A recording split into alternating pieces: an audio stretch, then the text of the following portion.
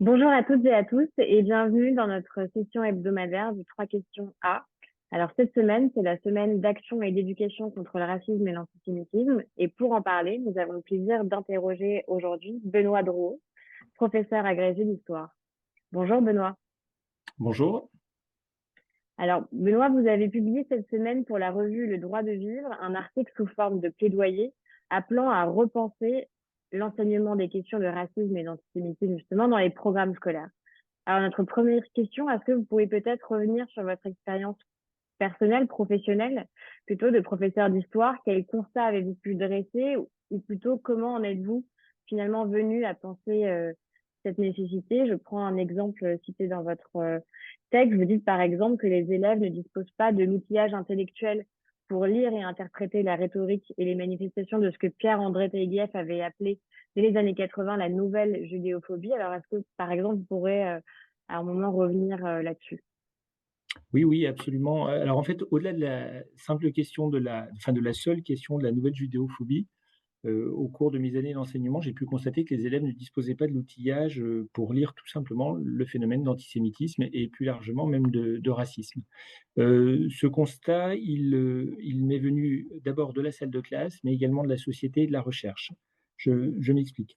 De la salle de classe, lorsque on aborde avec les élèves la question de l'antisémitisme dans le régime nazi, par exemple, très fréquemment, une question récurrente revient, c'est pourquoi toujours les juifs? Pourquoi les juifs? Surtout si on aborde, le régime, nazi alors que l'antisémitisme est dans l'actualité. Les élèves voient bien qu'il y a une durée, hein, que s'impose une durée de l'antisémitisme et ça les questionne. Et face à cette question, j'ai pris très rapidement conscience que les programmes ne donnaient pas les clés, ne permettaient pas de répondre, parce que pour répondre à cette question, il faut aller puiser très très loin dans le temps et remonter jusqu'à la naissance du christianisme si on évoque la question de l'antisémitisme en Europe. Donc très très vite, on se trouve face à un gouffre immense et on constate que les programmes ne répondent pas et que si on veut répondre à la question pourquoi les juifs, il faut prendre énormément de temps. Donc très vite s'est imposé à moi le constat qu'en réalité, pour le dire de manière simple, je crois qu'on ne traite pas l'antisémitisme dans les programmes scolaires, contrairement à ce qui est souvent dit. On ne fait que, alors c'est déjà important bien sûr, hein, mais on ne fait que traiter les conséquences paroxystiques de l'antisémitisme. Donc en fait, on décrit surtout les manifestations, les conséquences de l'antisémitisme, mais on n'éclaire pas les raisons de l'antisémitisme. Or, pour moi, il me semble que l'histoire doit surtout, avant tout, servir à éclairer, à expliquer.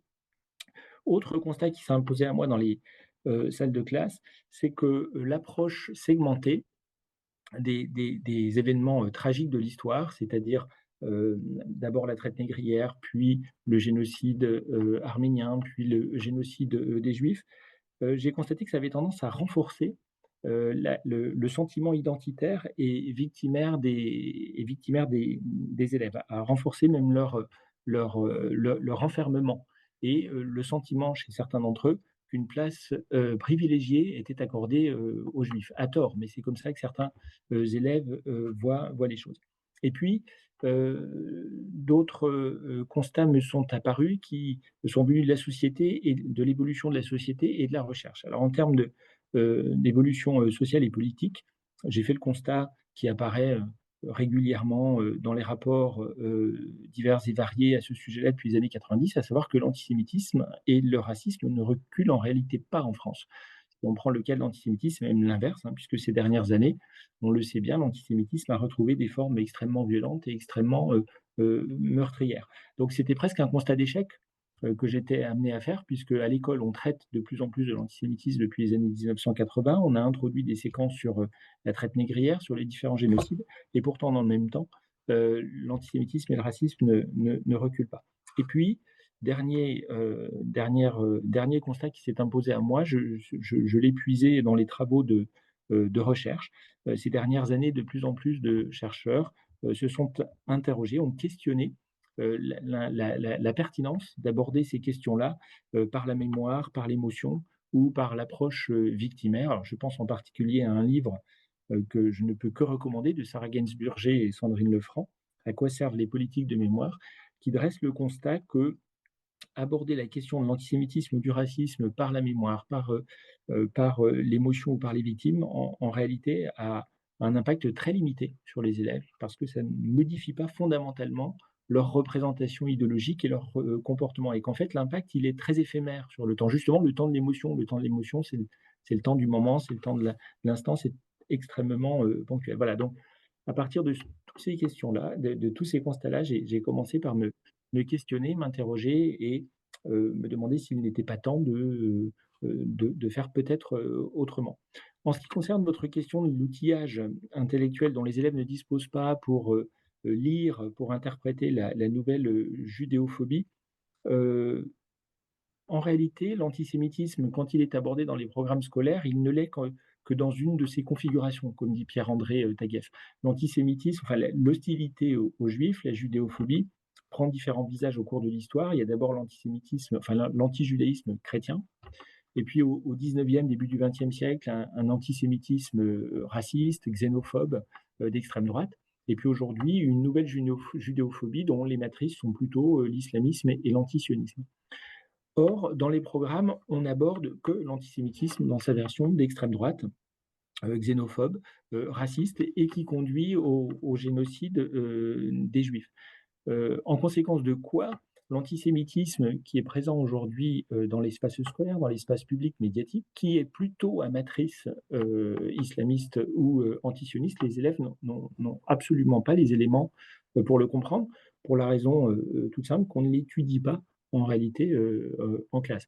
Et puis ça pose un autre problème, c'est que, en abordant l'antisémitisme dans sa version paroxystique de la Shoah, on néglige totalement la banalité de l'antisémitisme du langage et de l'antisémitisme, quotidien. Ce qui fait que dans l'esprit de beaucoup d'élèves, s'ils ne voient pas, le juif, à travers la notion de race ou s'ils n'ont pas envie d'exterminer tous les juifs, beh, ils ont conclu qu'ils ne sont pas, racistes en réalité. Mmh. Merci beaucoup, c'est très clair, sur la question victimaire, je pense aussi à l'ouvrage de Yannis Roder il y a quelques années, «Sortir de Absolument. l'ère victimaire» où il aborde exactement, ces thématiques. On a eu, des discussions, là-dessus. On partage, également ces réflexions. Alors la deuxième question du coup, à partir de là, vous plaidez pour une approche, radicalement repensée sur les méthodes pédagogiques pour aborder ces sujets et qui reposeraient notamment sur 3 axes. Alors, est-ce que vous pouvez, un peu plus, expliciter, cette idée? Oui, alors, avant de détailler les 3 axes, peut-être je voudrais préciser que ces 3 axes sont noués par, une perspective qui est, de déplacer, l'approche des conséquences, comme je viens de le dire. Pour l'instant, les programmes abordent surtout l'antisémitisme et le racisme par ses conséquences et je pense qu'il faut déplacer, la focale pour essayer, de faire étudier aux élèves la manière dont ces idéologies se sont fabriquées au cours de l'histoire, dont elles ont été, constituées, donc les processus de racialisation, par exemple. Alors, pour ce faire, effectivement, je suggère, 3 axes en toute modestie. Il s'agit essentiellement d'alimenter, la réflexion, hein, et je ne prétends pas que ces 3 axes, sont la solution, miracle, bien sûr. Alors le premier axe, je le déduis de tout ce que je viens de dire. En fait, je pense qu'il faut aborder ces questions-là dans la longue durée. La question de l'antisémitisme, on ne peut pas se contenter de, l'aborder uniquement à partir de l'affaire Dreyfus, parce que dans les programmes, l'antisémitisme arrive, à partir de rien en réalité, hein. On n'a pas abordé, la manière dont il s'est fabriqué cet antisémitisme auparavant. Donc je pense qu'il faut remonter à la naissance de l'antisémitisme, montrer comment les mythes, antisémites se sont constitués, comment ils ont été fabriqués et surtout dans quel but. Je pense qu'il faut bien expliquer aux élèves que derrière tout ça, il y a des idéologies, il y a, des objectifs, politiques, sociaux qui visent à mettre à l'écart des populations, à les discriminer, heu, notamment. Et le temps long a l'avantage, je pense, d'expliquer, aux élèves comment, ces haines et comment ces mythes ont fini par se naturaliser et à devenir naturels, à devenir, c'est-à-dire des mythes qu'on finit par ne plus interroger parce qu'on pense que, ils constituent des certitudes, des vérités au prétexte que, ces mythes se sont, diffusés à travers le temps et ont été transmis de génération en génération. Donc il faut montrer aux élèves que ce qui est culturel, en réalité, a fini par être perçu comme naturel. Le second texte que je propose, alors c'est pour essayer de contrer ce que j'évoquais tout à l'heure, c'est-à-dire la perception identitaire, la manière dont les élèves captent les programmes de manière identitaire en se les appropriant de manière identitaire. Il me semble qu'on peut peut-être contourner ça en abordant non plus les événements tragiques les uns après les autres, mais en les abordant tous ensemble. Donc en essayant de faire une histoire générale et globale des phénomènes racistes et antisémites pour montrer que derrière les différentes formes de racisme et l'antisémitisme, il y a des ressorts communs. Et en montrant ces ressorts communs, on pourra aussi montrer en même temps la singularité de chacun de ces phénomènes. Parce que l'antisémitisme a des singularités par rapport à d'autres types de racisme, par exemple. Et puis le troisième axe, c'est d'aborder la question aussi par l'antiracisme. En réalité, l'antiracisme, pour l'instant, il est totalement absent des programmes. On l'aborde un petit peu au collège et au lycée via l'éducation morale et civique, mais on l'aborde sous l'angle juridique. On explique aux élèves que le racisme et l'antisémitisme, c'est désormais condamné par la loi, mais on ne l'aborde pas sous l'angle historique. Pourtant, l'antiracisme a une histoire aussi longue que le racisme. Ce ne sont pas deux histoires qui se suivent. Il n'y a pas d'abord l'histoire du racisme et puis maintenant l'histoire de l'antiracisme. En fait, il y a des figures de l'antiracisme qui émergent dès le XVIIIe siècle. Dans l'article que vous avez la gentillesse de mentionner, j'évoque Condorcet, par exemple, ou l'abbé Grégoire au XVIIIe siècle. On pourrait évoquer aussi Olympe de Gouges. Et il faudrait, je crois, montrer aux élèves que l'antiracisme ne fut pas, très tôt, une histoire d'épiderme. Ce ne sont pas uniquement les minorités victimes du racisme qui se sont battues contre le racisme, ce sont aussi des personnalités européennes qui très rapidement ont défendu cette cause. Alors, qui ont d'abord, ces personnalités étaient minoritaire, hein, c'est vrai, parce que le racisme et l'antisémitisme ont été la norme morale et juridique pendant, en tout cas morale pendant très longtemps, mais c'est les discours qu'ils ont portés, les idées qu'ils ont portées ont fini par devenir majoritaires. Voilà. Et ce que je suggère dans l'article, c'est que tous ces axes pour être combiné dans une approche sur le temps long. Et on a les outils maintenant grâce à la réforme, grâce à la réforme des programmes du lycée, puisque désormais ont été introduits dans les programmes des enseignements de spécialité. Et dans l'enseignement de spécialité histoire, géopolitique, sciences politiques, on peut désormais aborder des thématiques sur un périmètre de 20 à 25 heures à peu près. Alors actuellement, il y a des thèmes comme la puissance, comme la démocratie, les frontières par exemple, qui sont abordés sur ce temps-là. Et 20-25 heures, je pense que c'est un périmètre horaire qui permettrait d'aborder ces questions de racisme et d'antisémitisme dans la durée. Merci beaucoup. Alors justement, c'est notre dernière question parce qu'en matière de programme scolaire, d'éventuels changements qui leur seraient apportés, on a souvent l'impression de l'extérieur que c'est une mission quasi impossible. Alors justement, ce que vous portez, cette réflexion à mener au sein de l'Éducation nationale sur ces sujets, les transformations que vous appelleriez de vos voeux, est-ce qu'elles sont possibles aujourd'hui dans les programmes actuels et dans les possibilités d'échanger? Et si c'est possible, quel chemin reste-t-il à parcourir? Alors je pense que c'est possible parce qu'il faut rester optimiste. Après, il faut être réaliste aussi en même temps, il faudra du temps. Les habitudes sont installées depuis les années 1980 à peu près. On est persuadé que c'est en enseignant la Shoah, en passant par la mémoire, en passant par l'approche victimaire. Vous évoquiez tout à l'heure le livre de Yanis Roder. Depuis les années 80, on est persuadé que c'est comme cela qu'on arrivera à faire reculer le racisme et l'antisémitisme. Ce sont les piliers de l'éducation à la tolérance.